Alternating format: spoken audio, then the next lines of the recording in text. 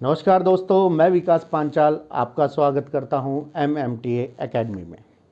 देखिए, हम लोगों ने पिछली वीडियो बनाई थी इक्विटी के अंदर। हम लोगों ने आपको इक्विटी के बारे में जानकारी दी थी कि इक्विटी में ट्रेडिंग होती है तो किस तरह से ट्रेडिंग होती है और किस किस चीज़ की इक्विटी में ट्रेड होती है। तो देखिए, हमने आपको बताया था कि इक्विटी मार्केट में शेयर्स की ट्रेडिंग होती है और इक्विटी मार्केट को मोस्टली लोग शेयर मार्केट के नाम से भी जानते हैं। और इक्विटी में जैसे हमने बताया था कि कैश और फ्यूचर, जैसे बताया था आप लोगों को कि कैश में और फ्यूचर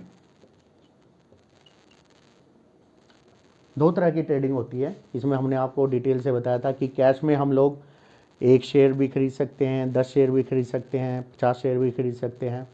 और फ्यूचर में जो होता है, फ्यूचर में शेयर्स का लॉट साइज़ होता है।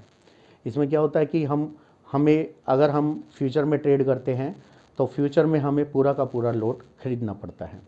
इसमें क्या होता है कि कैश में मार्जिन कम लगता है, लेकिन फ्यूचर में जो मार्जिन होता है वो ज़्यादा लगता है।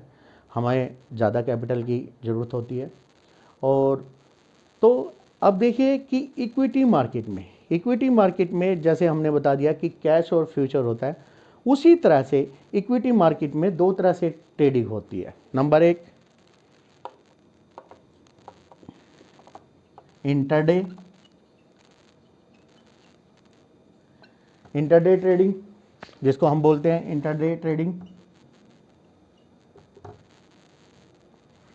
Number 2, positional trading.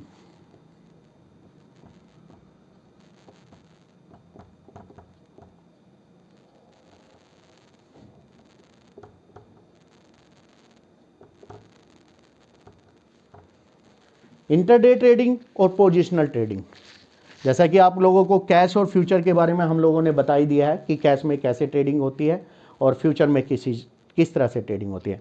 ऐसे ही होता है कि इंटरडे ट्रेडिंग को हम लोग डे ट्रेडिंग भी बोलते हैं। इसका मतलब ये होता है कि अगर हम कोई भी स्टॉक खरीदते हैं इंटरडे, तो हमें वो दिन के दिन ही सेल करना पड़ता है।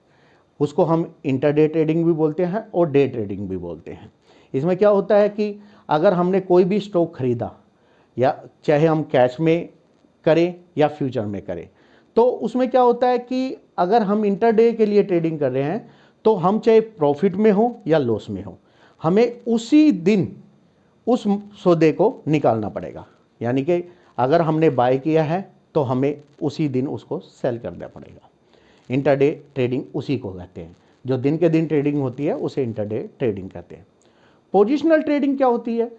पोजिशनल ट्रेडिंग में क्या होता है कि मान लीजिए आपने कोई भी अपना स्टॉक लिया, कोई भी किसी भी कंपनी का आपने स्टॉक लिया, तो उसमें क्या है कि आपकी मर्जी है कि आप उसको जब चाहे तब बेच सकते हैं। पोजिशनल का मतलब यह है कि आपने उसको होल्ड कर लिया, यानी कि उस चीज़ को, जो पोजिशनल ट्रेडिंग मैं आपको बता रहा हूं, अगर आपने मान लो कोई भी स्टॉक खरीदा तो उस स्टॉक को आप अपनी मर्जी के अनुसार बेच सकते हैं।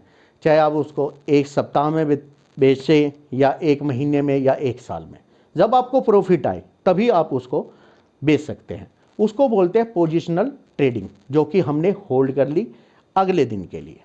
तो जैसे इंटरडे में हमने आपको बताया। अब क्या होता है कि मान लीजिए, सपोज कीजिए कि आपने कोई भी ट्रेड ली और आपने इंटरडे में, अगर आप कैश में कोई भी काम करते हैं तो कैश में आप सेलिंग, अगर आपने पोजीशन सेलिंग की बनाई है तो आप उसको अगले दिन के लिए नहीं ले जा सकते।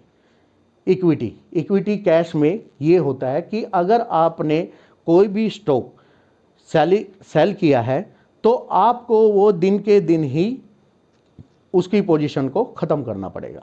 यानी कि अगर आपने सेल किया तो उसको बाय करना पड़ेगा, चाहे आपको प्रॉफिट हो या लॉस हो। ये सारी चीज़ें क्या होते हैं इक्विटी कैश में। अब मान लीजिए इक्विटी में आप फ्यूचर में काम करते हैं, तो फ्यूचर में क्या होता है कि अगर आपने कोई भी लॉट साइज लिया और लॉट साइज लेने के बाद आपने सेलिंग की पोजीशन मार्केट में बनाई है, तो फ्यूचर का सबसे बड़ा बेनिफिट ये होता है कि आप उस पोजीशन को होल्ड कर सकते हैं। मतलब कि आप उस पोजीशन को नेक्स्ट डे के लिए ले जा सकते हैं। इसमें फ्यूचर में ये होता है कि फ्यूचर में अगर आपने कोई भी स्टॉक सेलिंग की पोजीशन बनाई है तो आप उसको होल्ड कर सकते हैं। आपको प्रॉफिट हो या लॉस हो, आप उस पोजीशन को नेक्स्ट डे के लिए ले जा सकते हैं। लेकिन इक्विटी कैश में ऐसा नहीं है। इक्विटी कैश में क्या होता है कि अगर आपने कोई सेलिंग की पोजीशन बनाई है, चाहे आपको प्रॉफिट हो या आपको लॉस हो, आपको इंटरडे यानी कि दिन के दिन उस पोजीशन को आपको निकालना होगा। तो ये होता है इक्विटी कैश में और इक्विटी फ्यूचर में। पोजिशनल में मैंने जैसे आपको लोगों को बताया कि मान लीजिए हमने कोई भी स्टॉक लिया, तो वो स्टॉक क्या होता है कि अगर हमने होल्ड कर लिया तो वो हमारी पोजिशनल ट्रेडिंग होती है।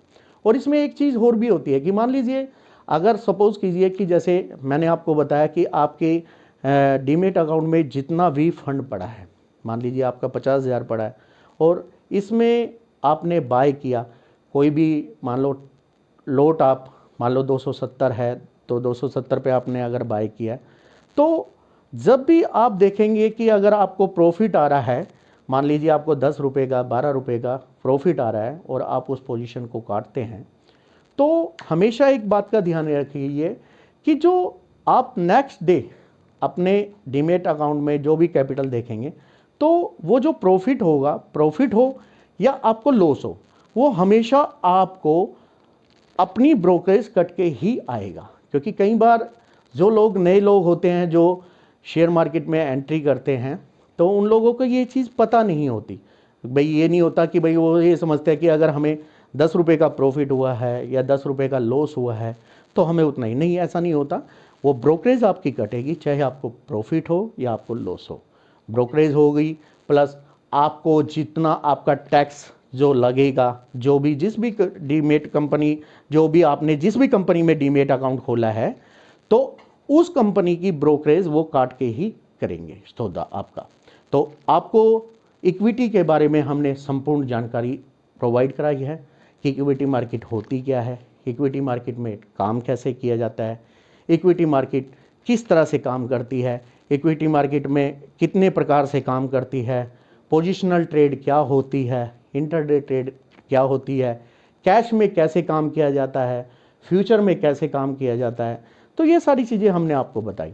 तो दोस्तों, अगर आप लोगों को बेसिक जो हम लोग बताने जा रहे हैं इस मार्केट के बारे में, तो ऐसे ही शेयर मार्केट के जो भी टॉपिक है उसके बारे में हम आपको धीरे धीरे सभी टॉपिक के बारे में बताएंगे। तो कृपया हमारी कंपनी का पेज है उसको लाइक कीजिए, शेयर कीजिए ज़्यादा से ज़्यादा लोगों के पास, और जो भी हमने आपको जानकारी दी वो ज़्यादा से ज़्यादा लोगों के साथ शेयर कीजिए। धन्यवाद। आइए हमसे जुड़िए। धन्यवाद।